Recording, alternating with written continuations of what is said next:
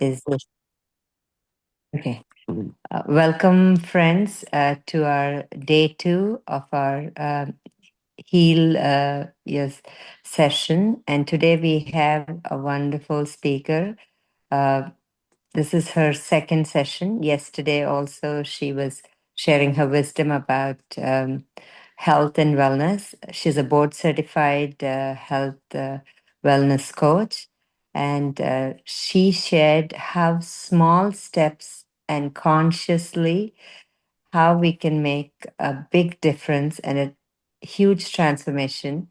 And these are really simple things that we can make, but make a big impact in our lifestyle. So let's welcome her and see what she has to share today. Welcome, Karthikka. Thank you for being here. Thank you, Rajniji. I'm glad to be here, part of this Heal series and health topic. Today is, as Rajniji mentioned, day two. Some of you might have been here yesterday, or maybe this is your first day in the health series session. So I'd like to start with a brief intro about me. I'm a national board certified health and wellness coach, and I worked in IT for 20 years in a very hectic, stressful environment. And I had a lot of health challenges as a result of my lifestyle, the way I was managing stress and how I was taking care of myself and my emotions. That was having a direct impact on my health in terms of different health challenges that I was having, whether it was back pain, migraine, or other symptoms. So I started my holistic health journey, and it made a huge impact to me in my personal well-being. And I became a coach to be able to support others who are on their own health journey to implement sustainable, healthy lifestyle where health becomes a natural flow into their life as opposed to them taking on their health as a second project that requires a second job. So, yesterday we talked about health without the hassle, my approach. And one of the pillars of that was nutrition, nourishment, and eating. Today, we're going to talk about the mental well being, stress, and how we all manage stress or how we actually deal with stress. This is the second pillar in the three topic series. We'll talk about stress now.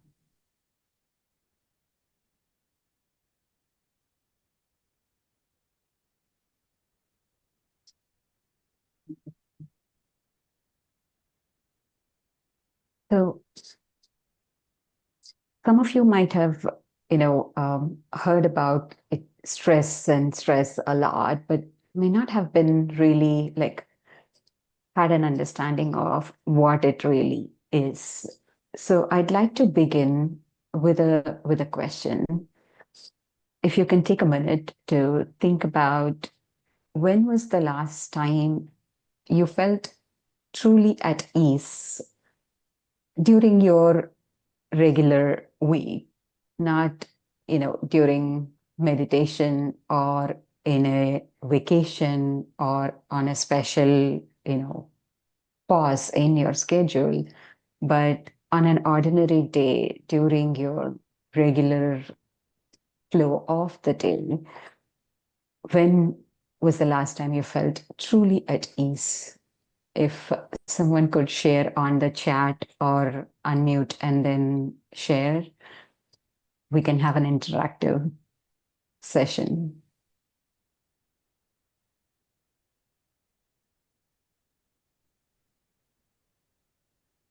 It is Sometimes, worth, yes, sorry. To answer your question, sometimes, when you do really enjoy, that's when you feel the most ease, whatever is that makes you happy. That's what I feel. Yeah, thank you. yeah.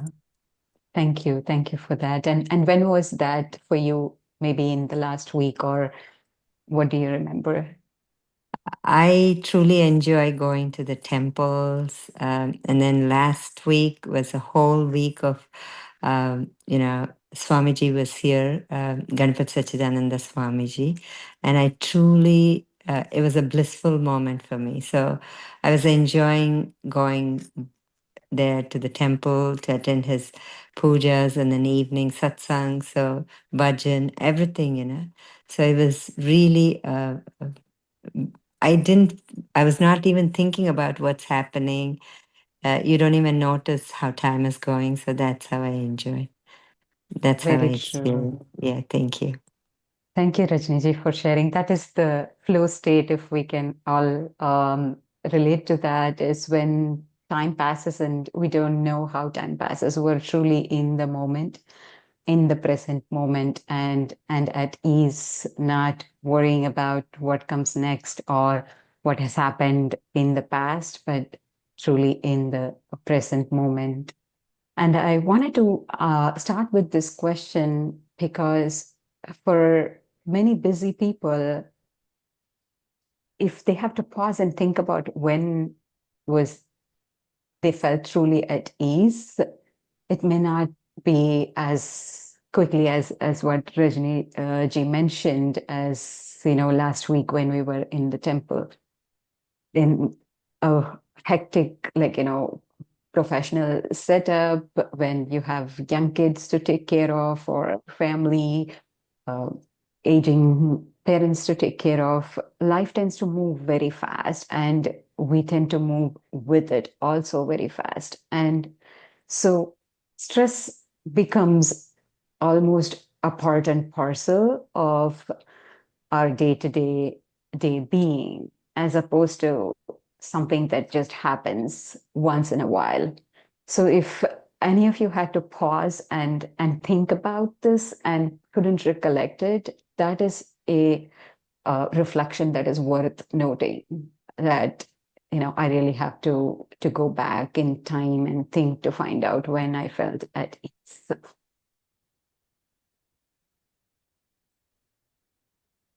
Like I mentioned before, stress is not just one particular thing, what we all think about as unexpected event, an unexpected um, argument, or somebody getting stuck in traffic, or a weather event happening, or things like that. Stress is actually of three different categories. When most people talk about stress, we talk about that unexpected event, the usual stressors. They are all acute stress. So it is temporary. And when that particular event is over, the stress, becomes resolved. So if you're stuck in traffic, or if, it is raining, or if there is a weather event, we wait for that event to be over, and then the stress that is associated with that event gets over. That is one of the types of stress that is called as acute stress. And what gets mentioned less in stress conversations are actually the other types of stress, which is chronic stress and identity stress. So let's talk about chronic stress first. Chronic stress is the quiet stress of carrying responsibilities throughout. So you can think of parenting. Parenting comes with its own worries and demands. And I mentioned that it's almost as if there is a worry switch that is inside our brain that gets switched on the moment we become parents.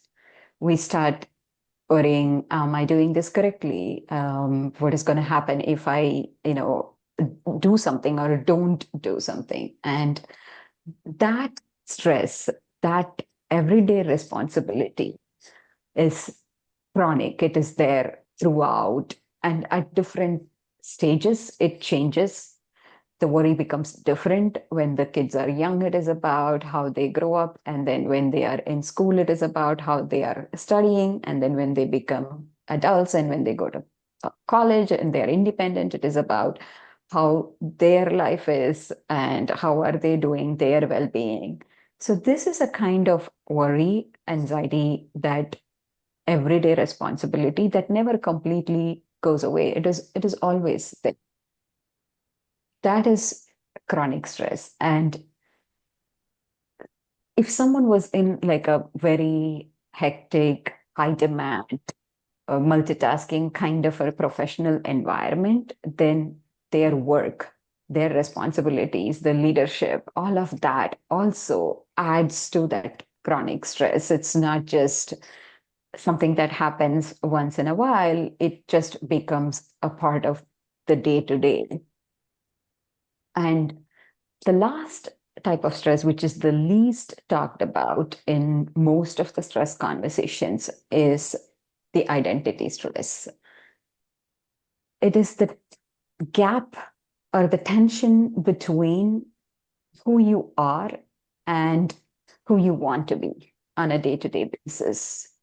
So, a lot of us might want to have a very calm, peaceful way of life, but things do happen and things get out of control. And then we react.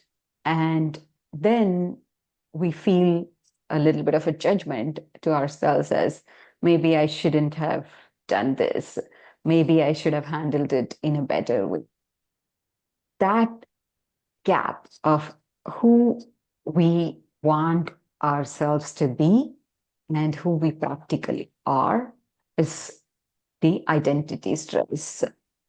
I hope you can now relate to stress in a different way, knowing what is something that is temporary and what is something that is ongoing. So when we talk about stress, we need to be having a way of managing and dealing with all the different types of stress, not just something that is temporary, that is tied to a particular event.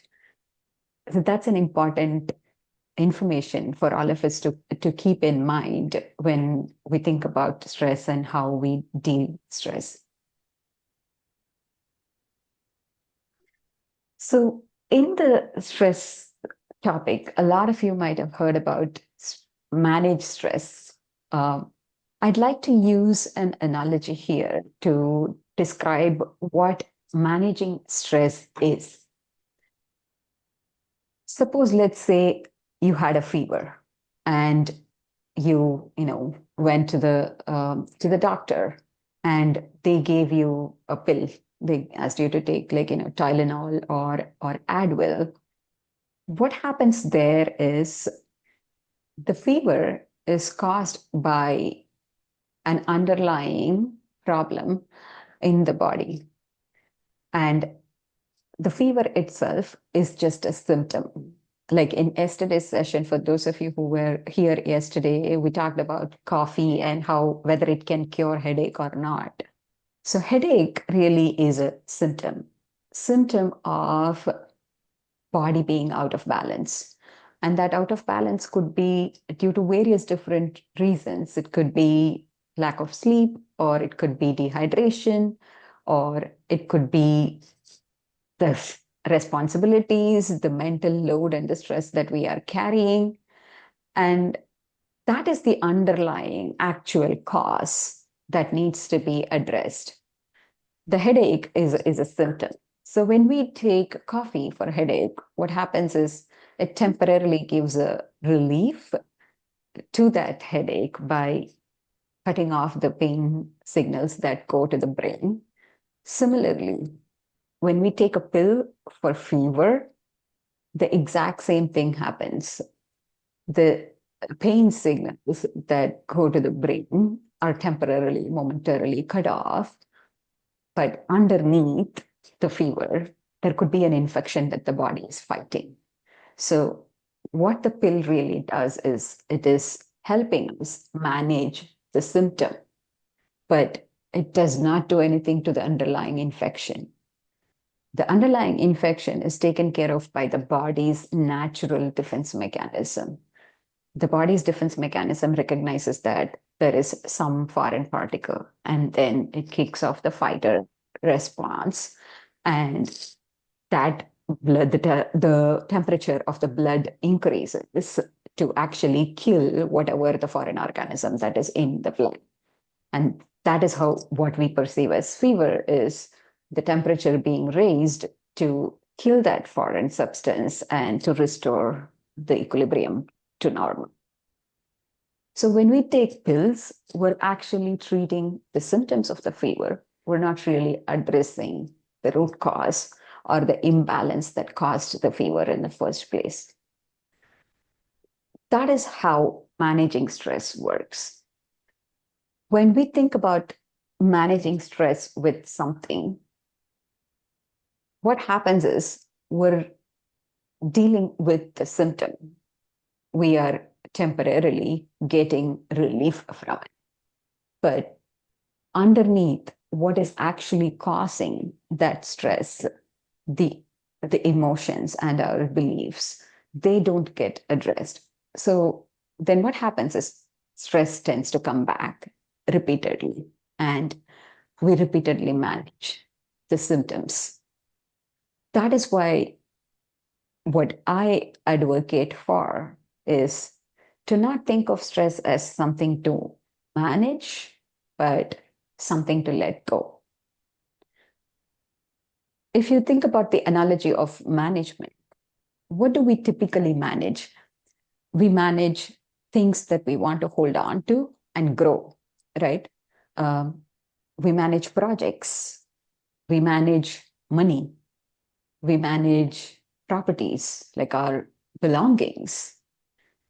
Those are the things that we want to safeguard and grow and keep.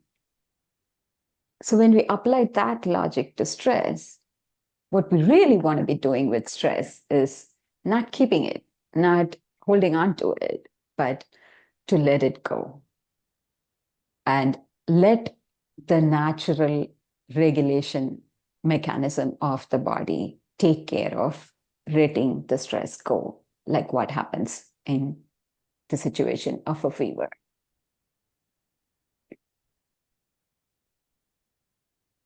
So to think about how this works in the natural world is if you have seen a rabbit or a deer that is trying to escape from a tiger, what would happen first is it would sense that there is danger, and then it will try to run away to escape from that danger. And it keeps checking for the presence of that danger. Like, is the tiger still chasing me?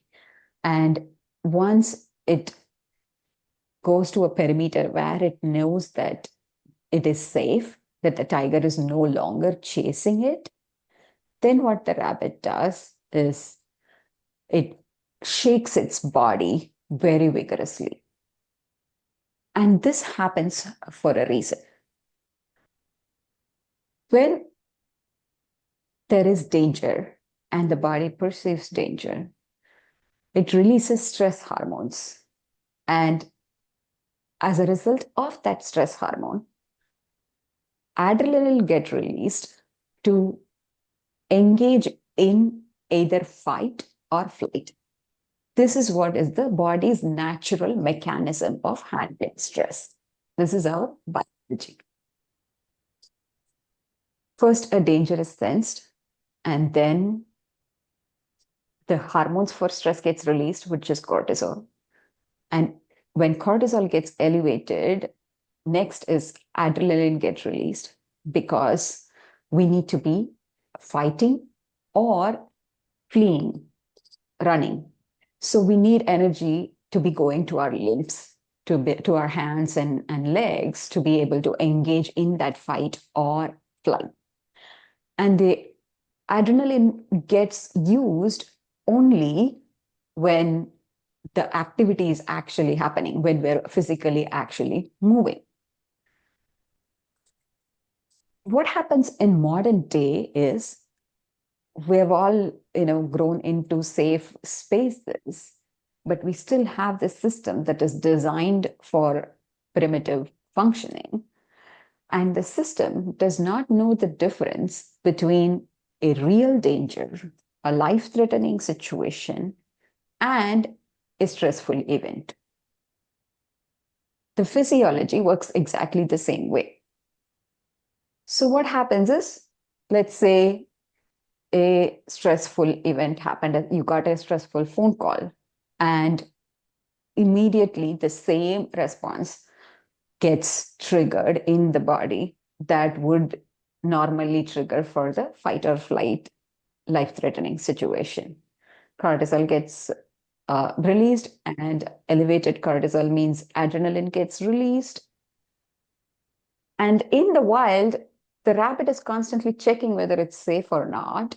And when it knows that it is safe, it is shaking off all of that excess energy, and the system comes back to its baseline levels of functionality. But what happens to us in the modern day is that we don't recognize that the stressors are gone. So, therefore, the elevated hormone stays the same way. We have a spike, but we don't get back to baseline. We don't end up using that.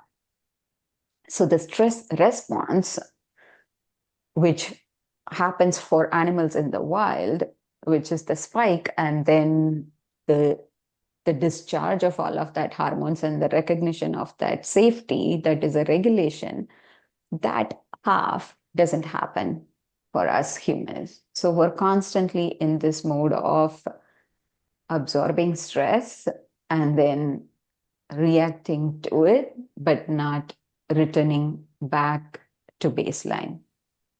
So, what we need to do is whenever we are having those stressful moments, allow for some time to recognize that it is over and to be able to come back to safety. A lot of us don't know the physiology, so we stay in that chronic low activated state most of the time, and it has an impact on this. So, where is the impact? What happens to the body is in the fight or flight response, we engage our muscles to be able to run or to be able to fight, right? So that is where tension starts to build. In response to that sensation of stress, the muscles tighten, and the like for some of you it would be clenching and grinding of the jaws or teeth, and for others it could be stiffness in the shoulders or uh, stiffness in the back or joints. And because the body is actually sending all of the blood to the limbs, enough blood doesn't go to our gut, and so digestion actually slows down. And some of us talked about bloating yesterday, right? And what food we eat contributes to that metabolism as well. And stress could also contribute to that metabolism slowing down. If we have worry and if we have tension and stress that we are constantly processing, then whatever food that we eat doesn't metabolize the way it is normally expected to metabolize. So we may not be getting the benefits from that food the way we expect it to. So stress tends to have that kind of an impact on the body itself. I'd like to take a moment here to guide you all through a couple of minutes of quick scan to see where it comes up for you.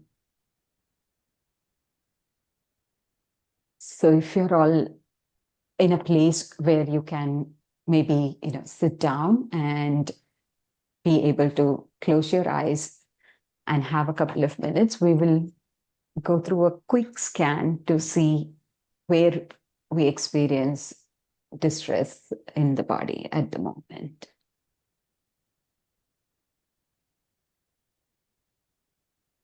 I'll give a few seconds for folks to settle down and get to a place.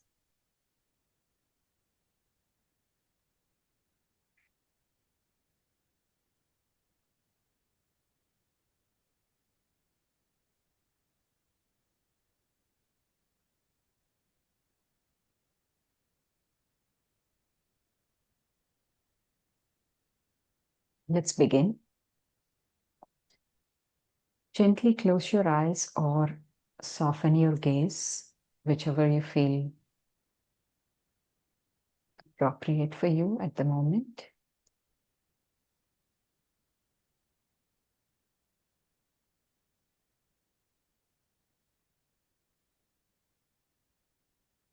As I guide you through, pay attention to that part of the body.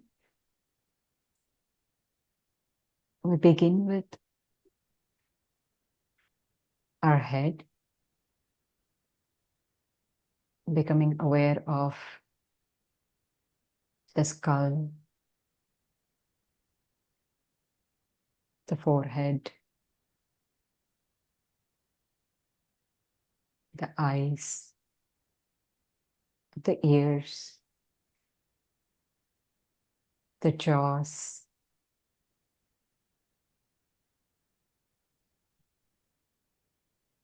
slowly moving to our neck, noticing any tension there. Just paying attention to how that part of the body feels. The front and the back of the neck.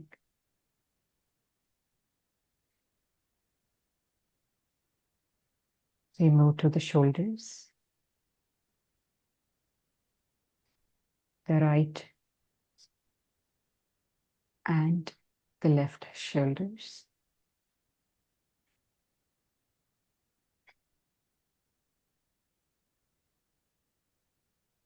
Moving through the arms, the upper arms, the elbow, the lower arms, the wrists, the palms, the fingers. Becoming aware of the sensations in the hands.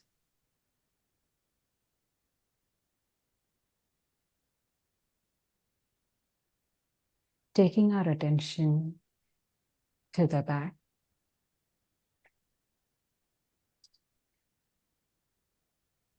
upper back, noticing any tightness or stiffness there.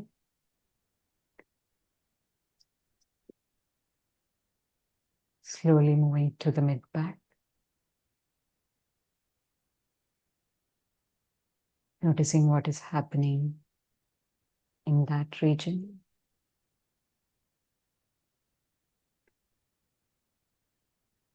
And becoming aware of the lower back.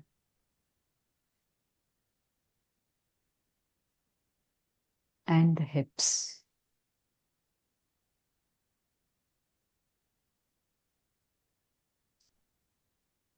Becoming aware of how we're seated, the weight settling on the surface beneath us.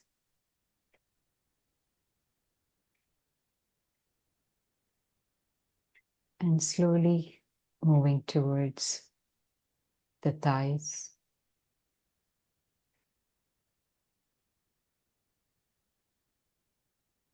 noticing the quadriceps, becoming aware of the sensations.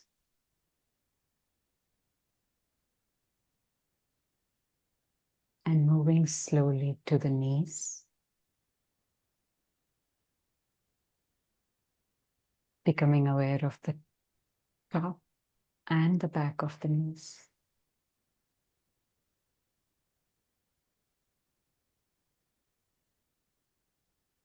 And slowly scanning the calf muscles,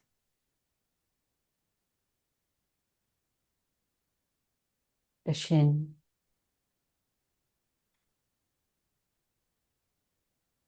and the ankles.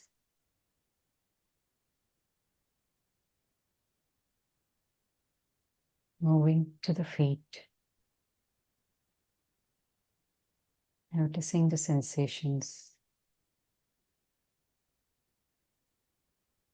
of the weight of the body being carried by the feet and how it's resting on the surface beneath us.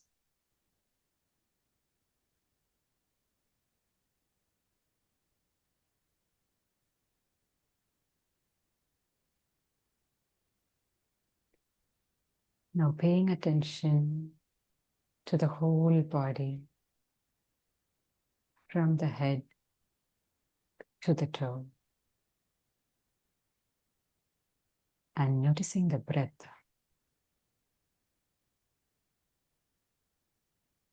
How is the breath? Is it shallow? Or is it deep and relaxed?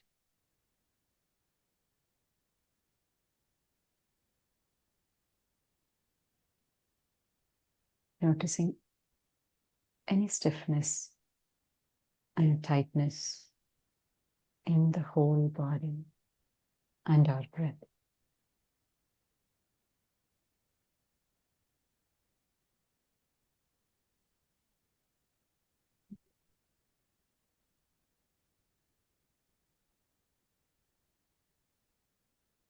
And as we are becoming aware of where the muscles are tightening, just making a note of it and gently coming back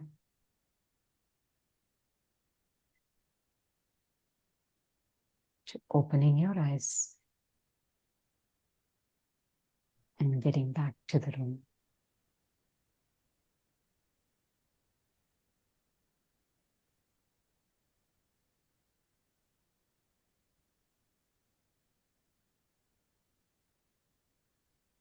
You can take your time if you need a few more seconds.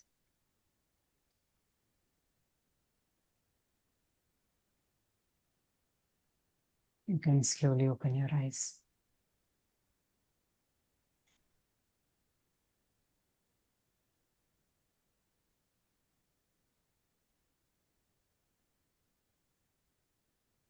Would anyone like to share what they noticed?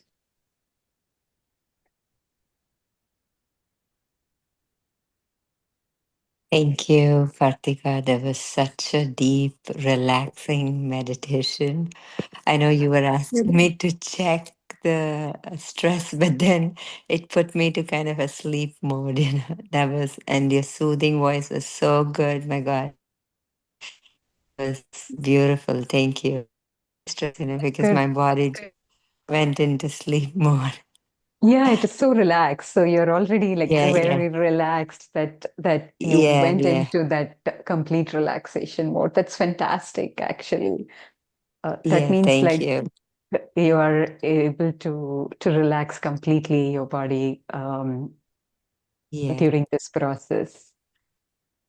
Thank you, Rajniji. Yeah. Does anyone else want to share if they noticed anything particularly in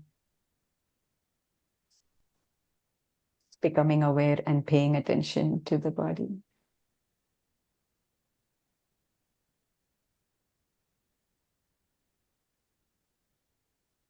If you'd like to mention in the chat, Sorry, Rajni, can you please check the chat? Okay. Kushbu Yeah. said, Okay. 1 second. Kushbu says, I feel like grinding teeth, and now I remember it happened during sleep as well. Yes, that's one of the things that I mentioned earlier. We tend to store or like tighten the teeth. The clenching and grinding is the body's stress response. It is how the body processes the stress as well. And uh, the reason why we did this exercise is to actually become conscious of it, to become aware of it. A lot of times, what happens is most people go through their whole life without knowing where stress is impacting them in the physiology and becoming aware of it. So what you did now is a beautiful process that it gives you that step one of awareness. And each of us are unique in the way we tend to hold things. As I said before, it could be in the shoulders or in the back of the neck or in the lower back or jaws or sometimes knees or feet, depending on how much we have been holding and how often we've been going through those situations, the stressful situations. It tends to accumulate in those places. So it is very good to notice that where in the body we actually tend to respond to stress, because each of us are unique. And thank you, Kushbu, for sharing about your jaws. And for others, it could be in different places. So that's the main takeaway I wanted to emphasize. And Yeah, and then Sri Devi is also saying that it was very relaxed and smooth. Breath is very soft, and thank you.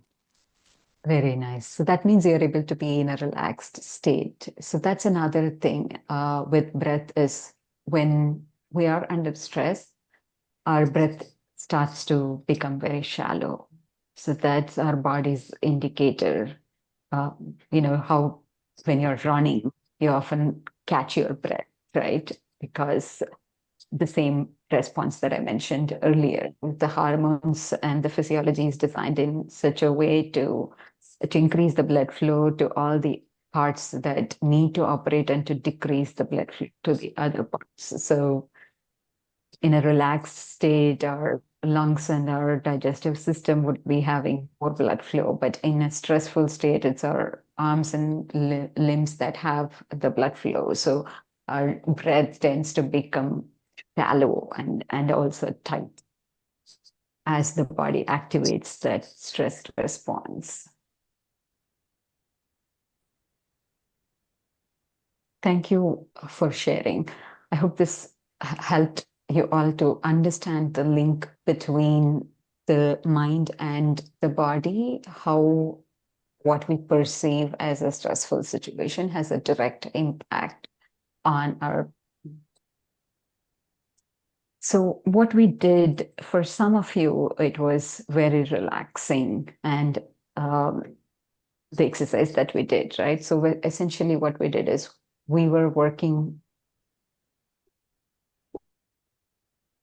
words from the body to the mind, using the body to kind of relax the mind. Rajnishji, felt almost drifting away, and somebody felt like a very relaxed, soothing breath.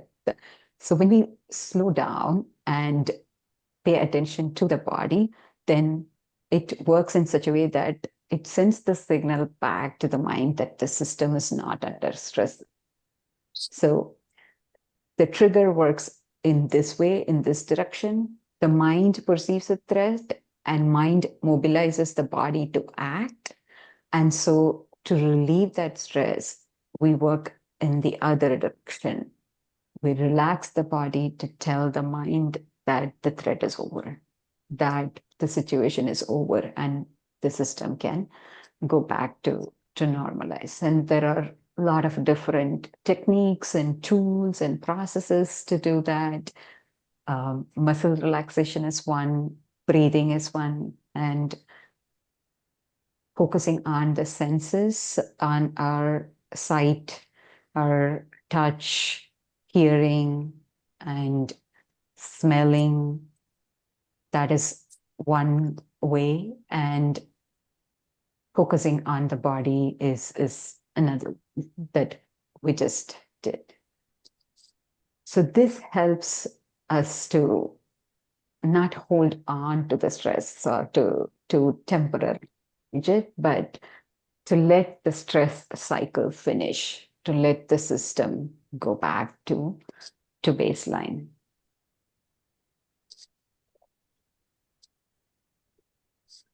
So now that you understand about what it takes to, what are the different types of stress and what it takes for the to stress response in the body to return back to baseline,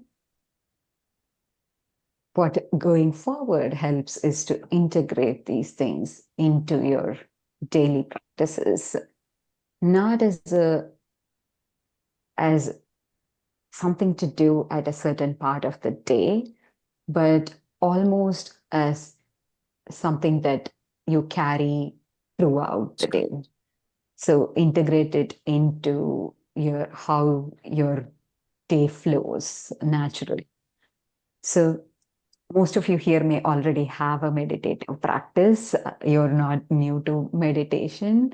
And so for for those who already have a practice, this is about bridging the practice to your physiology and taking something that may be a morning routine into something that you can carry throughout the day. For example, the breath mindfulness is it doesn't have to be just during the time that we dedicate for meditation.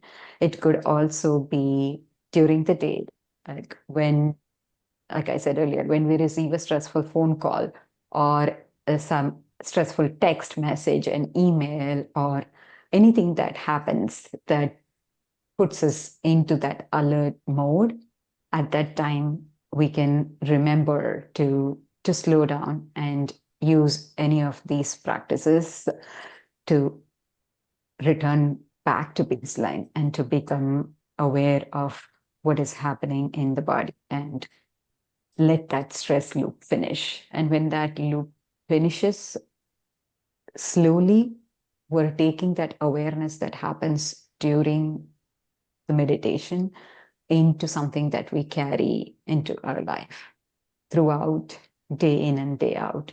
And it helps us get to a more calmer state and a more peaceful state, integrated just into our life as we live, and give you that overall benefit of having dealt with it and not accumulating stress in the body and having physical symptoms. So it helps to understand how these practices actually have an impact on the physiology and to take it forward and do it as many times. Like today, we did that little body scan, maybe for an extended 3-4 minute period. But when you are in a stressful situation, you could do it, take even a minute or just 2 minutes to return back to baseline.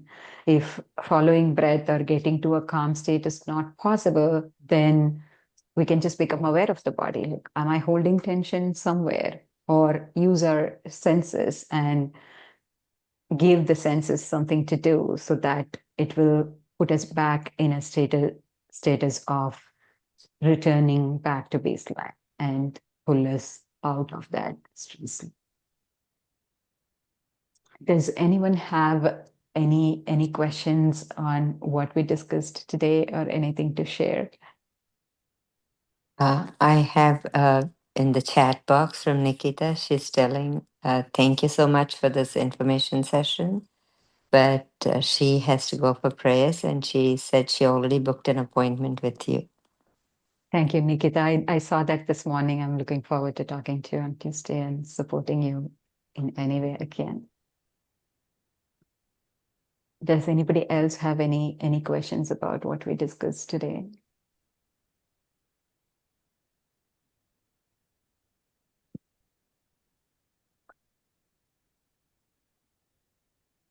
Karthikka, thank you for your time and coming here and all the wisdom sharing here. And I think where you are bringing in true value is also like we have so much knowledge available. At some point, it becomes overwhelming too, right?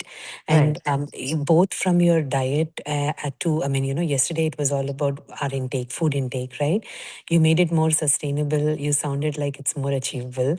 And even today, like, I mean, you said just don't constrain yourself with your morning practices but try to Right. live in it, right? It's not like a practice Yes. and then we get into our normalcy.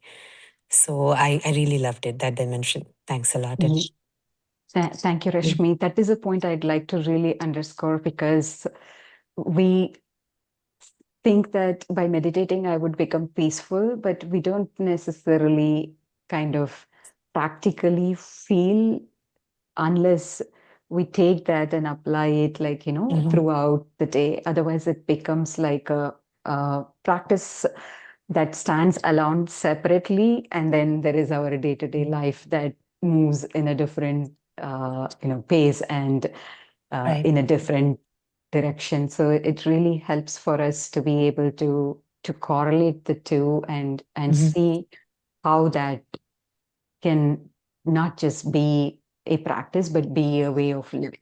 Yeah, And absolutely. Yep. and when we do that, health just becomes a natural byproduct. And that's what I call as health without hassle, because Mhm. it becomes like healthy. We become a healthy person by simply taking these steps and doing those baby steps as and when possible throughout our day to day in an incremental way. And so our identity changes at the core of who we are changes. Yep. No, definitely. Thank you so much. It's more of an inward journey, right? Like even in spirituality, we say that you read so much, I mean, you hear so much from satsanga and all, but until you actually take a break, kind of, I mean, apply it to your lifestyle, you wouldn't change. Like, I mean, yeah, it's Yes. exactly the same. Yep. Thank you. Yes. Yep. Yeah. Yeah. Yeah. Thank you for a wonderful session and today's wisdom, talking about stress, which is the uh, foremost thing that's hitting everyone. No matter what age they are, everybody talks about stress, and then you beautifully explain how it is. Is it chronic? Is it identity? It's ongoing, and I like the way you put it, saying. Always we hear how to manage your stress. That's the common thing. But here we're not trying to manage it because you want to get rid of it, let go. That letting go is such an important thing that was stressed and taught to us, because mostly you hear about how to manage it. So we're trying to hang on to that, try to manage, make a shift here and there, but still we're trying to be in that stress. But here, you're teaching us how to let go, going to the root cause, not just a temporary fix, but getting a permanent fix. That was so good, and thank you, and really looking forward for tomorrow's session. Um, Great wisdom, and really everybody enjoyed thoroughly. And that little, how to check your stress in your body was very good. And it's a very short thing, but very effective. Thank you. Thank you, And Rajni. Swayam is also saying thank you because she cannot, she's Yeah. traveling and can be here, but she wants to express her gratitude. Yeah. Thank you for the opportunity. It's really like, it how we share is how we grow. We all grow together. And so I really enjoyed the opportunity to be able to talk to you all and bring my experience and my part of the lessons that I have learned, and to be able to give that easily. It does take a long time to be able to tie these things together and get to the gist of it. So I'm happy to save a lot of time for others and support them in a way where they don't have to go through what I did over a period of time through multiple trial and errors. Yeah. And I want to just leave with one last thing. And thank you, Rajneeshi, for picking up on that point, let go. So I mentioned yesterday about the three pillars of health without the hassle is one is eat with ease, and the second one is shed the stress. So that is why I don't Mhm. call it stress management. I call it shed the stress. So this is one of my programs, and for anyone who is interested in taking this approach and understanding the root cause, there is a 21-day journey that is available.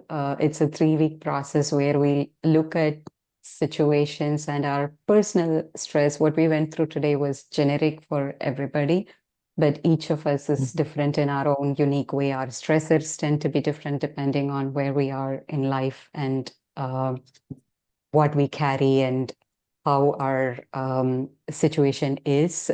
So this 3-week journey helps people identify the stressors and then interrupt them with different things that is unique for them by trying different options, and then able to shift the stress that we have been holding on to from the past. So for anyone who is interested, I've given the link here. They can explore it from my website, as well as if you have a particular situation that you would like to get a personal suggestion from. Like I mentioned yesterday, you can talk to me about your specific situation and what can help, and I can point you in the right direction to go based on your unique uh, challenges. So just wanted to wrap up today by sharing both the options. There is a 21-day journey that is available on my website, and there is a calendar link to book a call with me as well. And I want to thank everybody for their time today in showing up here and being present and really sharing your experience as well. That motivates me to share this with more people. Thank you all. Yeah, Manjuji also is saying thank you for the session. And we're looking forward for another exciting day tomorrow. And thank you very much for today's session. Thank you. Yeah. If anybody has any questions, otherwise we can call it a day and then we convene back tomorrow again at the same time. Thank you.